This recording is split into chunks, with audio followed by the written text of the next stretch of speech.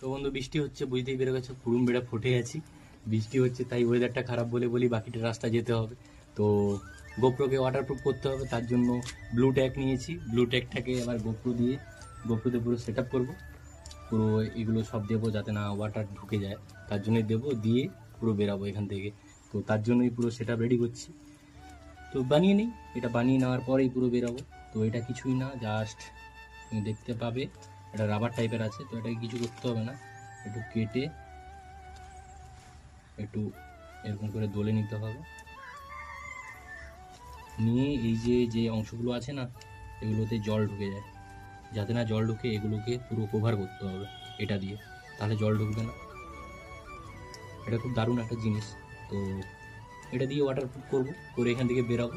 তারপর একদম মনসুন রাইডের ফিল দেবো তোমাদেরকে। তো মনসুন রাইড হবে। তো দেখি যদি রাস্তায় বৃষ্টি পাই, তার জন্য আগে থেকে সেফ জোন করে নিচ্ছি।